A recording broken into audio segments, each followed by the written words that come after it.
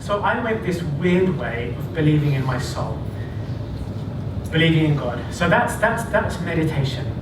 That's yoga. Have you got any questions on that to begin with before I go forward? In the breathless state of meditation, I can stay for about 8 to 10 minutes.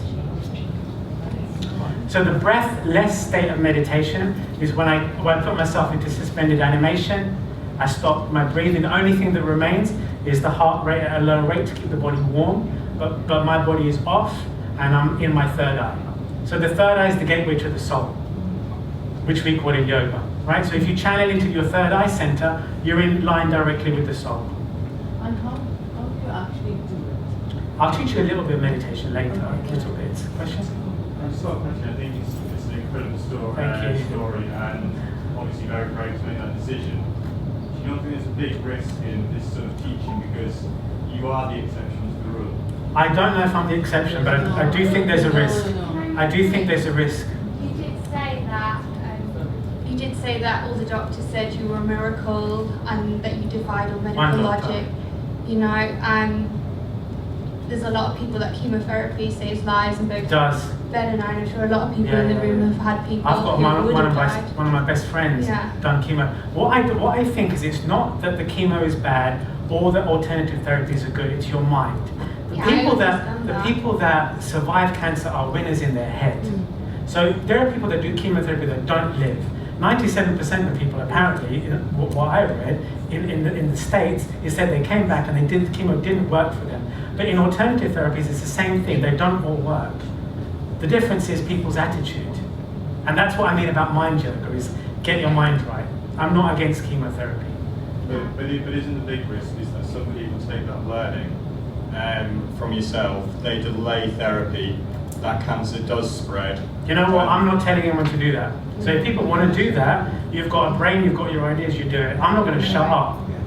Just the same as the doctor's not going to shut up, or the NHS is not going to shut up. I'll speak. I don't give a damn what anyone thinks. Oh, that reminds me, something you were campaigning for at the House of Lords.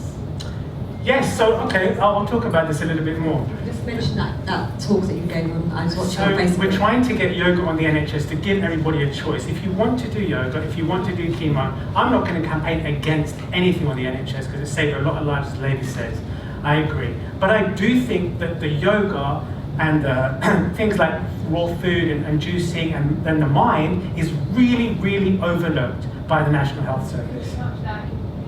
That's what we're doing. So at the moment, we're speaking at the House of Lords, at the House of Commons. We've got an all-party parliamentary group together. We work with MPs and members of the House of Lords on getting NHS and yoga working together, right? So that the NHS can kind of regulate and kind of govern what type of yoga is coming out and what rhetoric they use.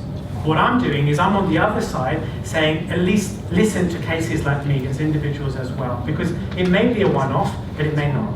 It's worth an investigation. Yes? I'm a nurse and have been for a very long time, and have the mic.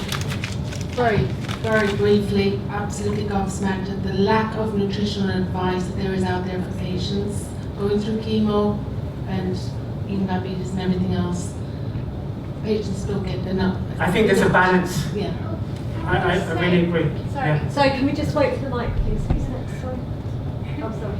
Sorry, just on a point with that, I'm actually a dietitian and we deal with a lot of oncology patients, and you can ask to see a dietitian who will guide you through your chemotherapy right from before treatment to after treatment. It's just sometimes that you're overlooked and you do need to ask.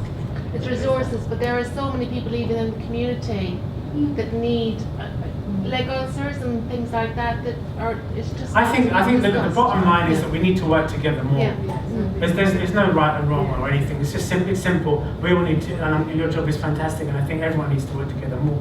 But sorry, just a point on that. I do think we're overlooking the psychological part.